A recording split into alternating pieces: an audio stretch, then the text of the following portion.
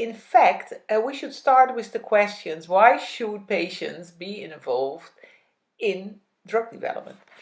And, and that question is often asked, but we should know, because in any other business, in any other product development, it's very normal that you start with the end users. What is needed? What do they like? What kind of product would really bring something for them? In drug development, we are still kind of very early in this process, because only over the last years people start to think a little bit more about patient involvement and then really asking the patient what is important to you and how would you like things to be. And one of the things to mention here is, for example, the clinical trial design, because in the clinical trial design you already set kind of the stage for the later use of the drug. So if you have a trial design with a drug only for patients from age, let's say, 3 till 10, then most likely the indication, or in the US the FDA would mention it, call it a label, will be for that same age group.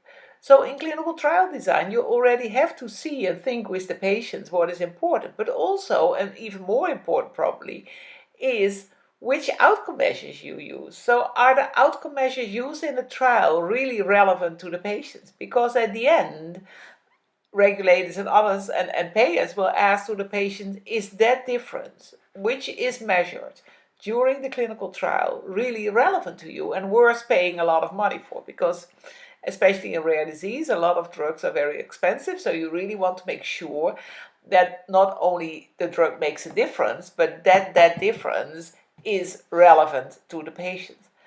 And then besides that, there's a lot of other things in trial design, like the burden of the trial, which is relevant to patients and also often asked by ethics committees. Also there, about the burden of the trial, there's often an opinion by let's say, experts, but people don't ask the patient experts, who are the real experts. Like, are certain things a burden to you? Like, for example, in Duchenne, the field we come from, is doing a biopsy during a clinical trial quite normal, in at least for certain products.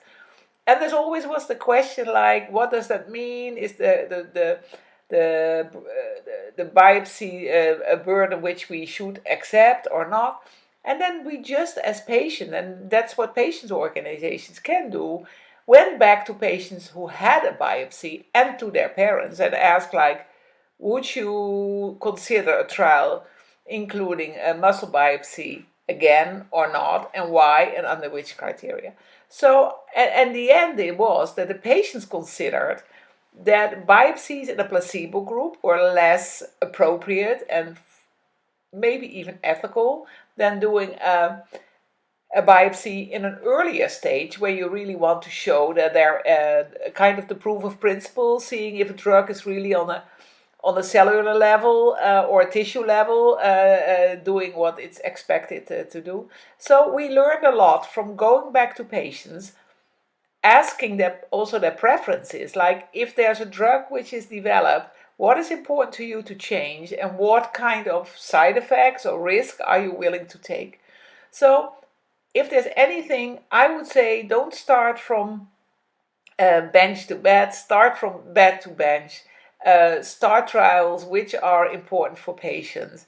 Also the product itself. It's a famous story about the burning wounds, where patients had a lot of problems with itching, and then there was a drug development which really changed the color of the skin, not so reddish, and then the patients say, but it's still itching, or maybe even more.